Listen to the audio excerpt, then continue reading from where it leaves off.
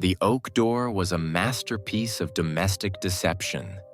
It was painted a soft, matte eggshell white, designed to blend into the cheerful, non-threatening wallpaper of a child's sanctuary. For years, it stood as the silent sentinel of my nights, the boundary between the known world of my bedroom and the imaginary terrors of a young mind. Every evening at 8 o'clock, my father would perform the liturgy of the unafraid. He would stride across the plush blue carpet, the floorboards groaning familiarly under his weight, and grip the brass handle with a hand that seemed large enough to crush any nightmare. He'd swing it wide, the hinges singing a high, clean note, and he would rattle the plastic hangers until my school shirts danced like ghosts. "See, Leo?" he'd say, his voice a warm, rhythmic baritone that acted like a physical shield around my bed. "Nothing but sweaters, Sunday shoes, and that winter coat you're outgrowing. This closet is the safest place in the house." The monsters didn't get the memo about our zip code. I would smile, tucked tight under my heavy duvet, and believe him with the absolute, uncritical faith of a child.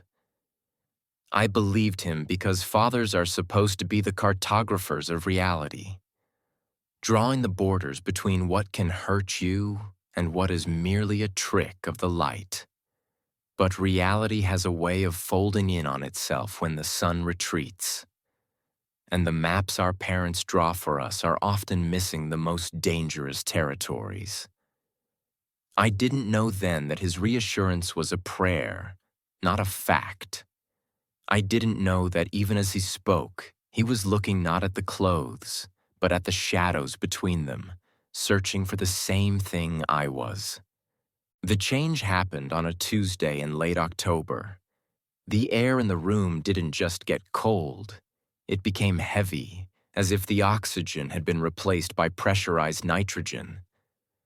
I woke up to a sound that wasn't a creak or a groan, but a wet, rhythmic sliding. The sound of something heavy and soft being dragged over velvet. My eyes snapped open, my heart hammering against my ribs like a trapped bird.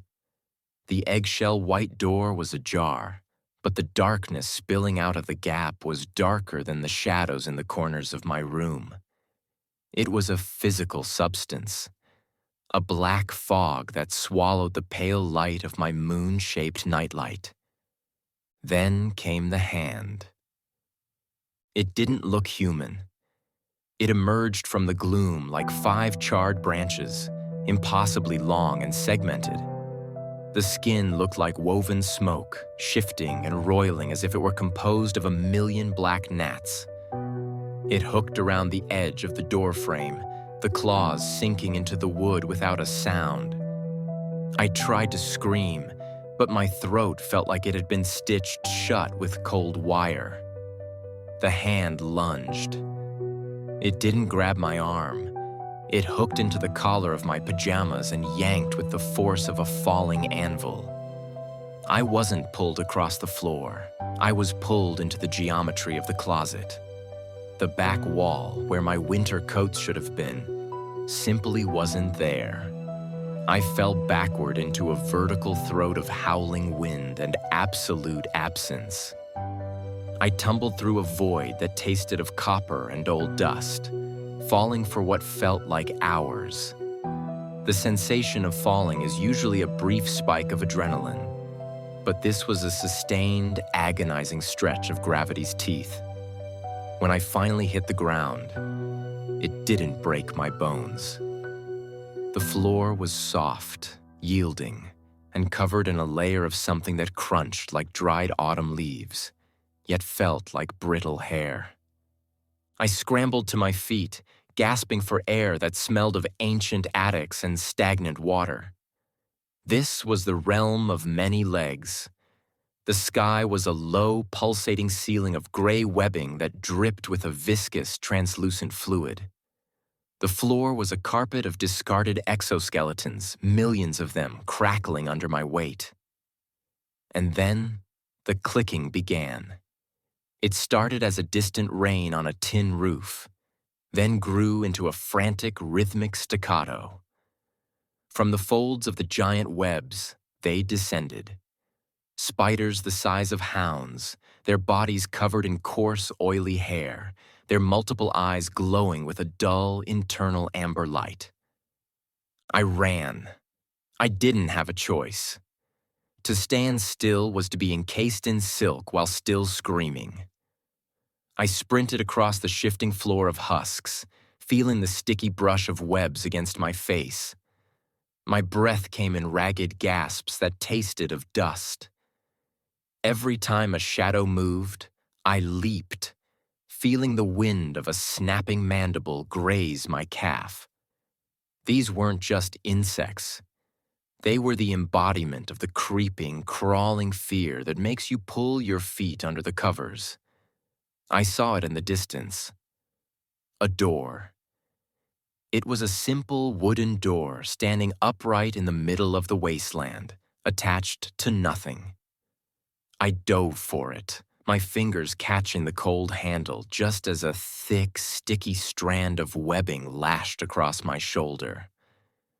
I twisted the knob and threw myself through, falling out of the webs and into a vacuum. The transition was instantaneous. I went from the claustrophobia of the webs to a terrifying infinite openness. This was the realm of the endless drop. I was standing on a rusted iron girder, no wider than my foot, suspended in a sky of bruised purple and sickly green clouds. There was no ground.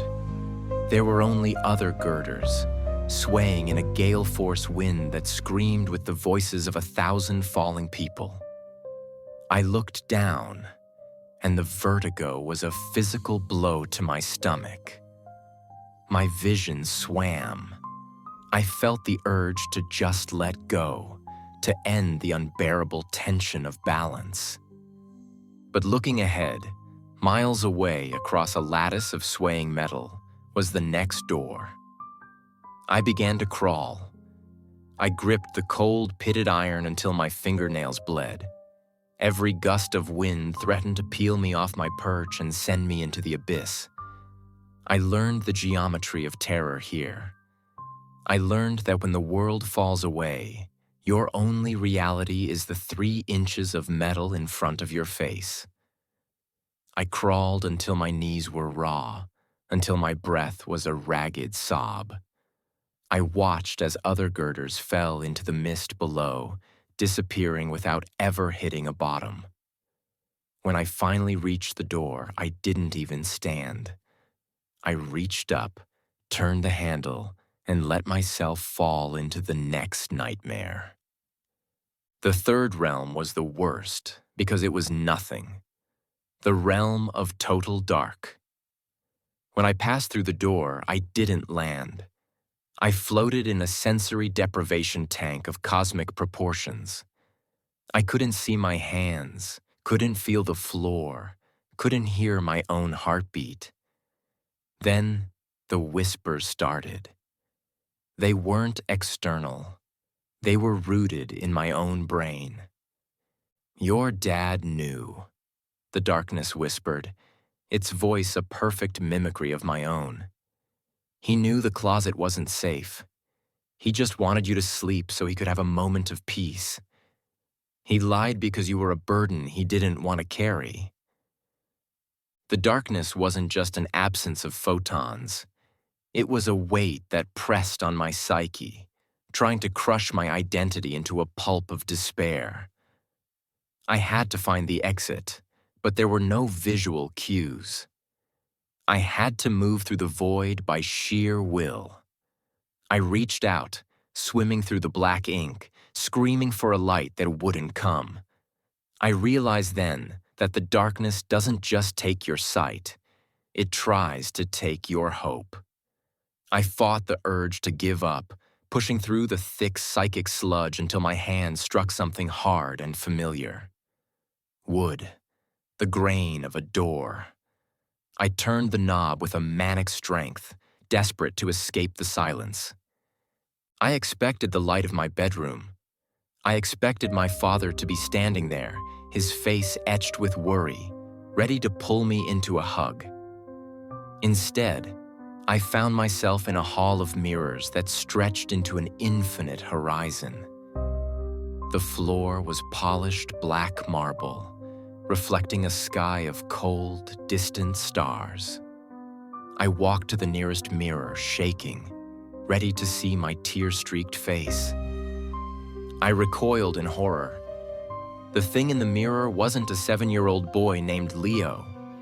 It was a silhouette etched out of the universe's shadow. My eyes were 2 pinpricks of cold, white light. My limbs were long, elegant, and terrifying, ending in those same charred branch fingers I had seen in my bedroom.